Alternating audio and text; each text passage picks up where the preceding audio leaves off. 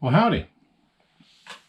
Well, recently, I think it was just yesterday, come to think of it, Ethan Woods of 11bangbang was starting the series on Smith & Wesson revolvers again. His brother Garrett has been doing a thing on Colt revolvers that's been really worth watching, and I've learned a lot from it. I never knew that much about Smith & Wesson, but Ethan seems to be something of an expert, and he's sort of conveying it to everybody when he's discussing his collection. And he has a collection to die for. Well, mine's a little less spectacular, but this is it. But I do have one Smith & Wesson, the one in the middle here. And that is a Smith & Wesson Model 1, number 2. And I say number 2 because I thought it was a number 1, but this should be round here, sort of like this one. But this is sort of an oblong shape. And that denotes a Model 1 number 2. So I think that's a number 2. It does have the correct flat bottom and everything else is about right, but that ought to be round. Oh well, c'est la vie. Anyway, this is their very first, and it's in 22 long rifle, not long rifle, 22 short.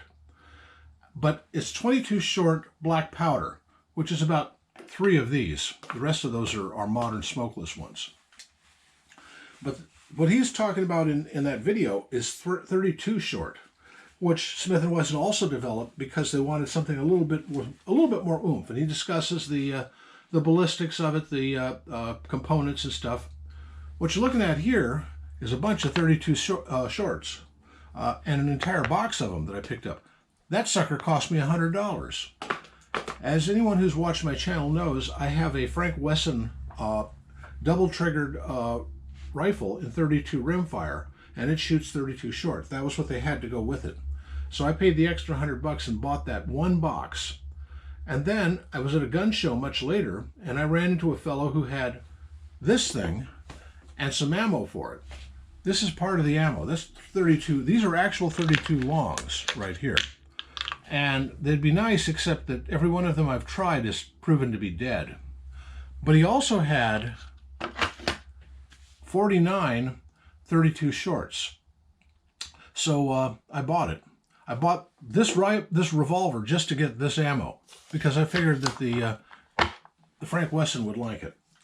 But getting this revolver got me kind of hooked. And this is a, see if I can remember, because I am so blind and I'm so forgetful. Hold on a second. It is a Hopkinson Allen. This is a Hopkinson Allen in 32 rimfire. This was Smith & Wesson's use of the Rollin White patent. So all of these waited until the Rollin White finally expired. Before that, the only way you could do a bored-through kind of gun was be what Frank Wesson did on his very first gun. This is a single-shot 22 rimfire with a Damascus barrel and a brass frame by Frank Wesson. Well, Frank, when things got a little bit better, he decided he'd go together with his new brother-in-law and new business partner named Harrington, and we have the Wesson and Harrington 22 rimfire bore-through cylinder revolver after the Rollin White ran out. This one's unique in one respect, and that's that you don't pull out the, oh gosh, I can't remember exactly how to do it, but this pin here pivots to the side, and you use it to push out the spent cases. The usual way of doing it would be sort of like what the Colt does, where you pull out this pin, use it to poke out the cases, pull out the cylinder, poke out the cases, and then put it all back together again, reloaded. That's basically how, well, the original Smith & Wesson, oh gosh, that's right, this thing doesn't quite work right. You need 2 hands to do it, but come on, you piece of stuff. It swings out to the top. Well, this was going to be recalcitrant, it looks like. Yeah, that's how it's done.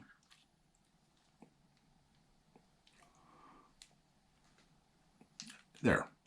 Boy, stiff. And then pull out this itty-bitty tiny little cylinder refill it, put it back, and close it up. That's how it's done. Now, the other ones I've got here, this and this are the cheap knockoffs. Those are Ivor Johnson. This one is not even marked Ivor Johnson. It's just marked the Defender. And it's in 32 rimfire. This is a Defender as well, but it's in 22 rimfire. And both 22 and 32 shorts. This one's in pretty poor shape, but they both sort of work.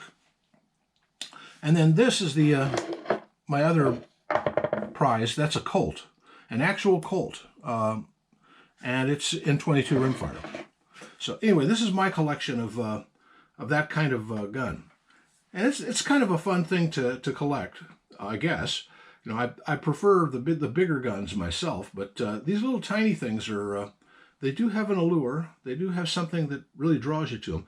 By the way, do watch Ethan's thing on the Smith & Wesson. I'll leave a link to the channel in the description on this because it's well worth seeing.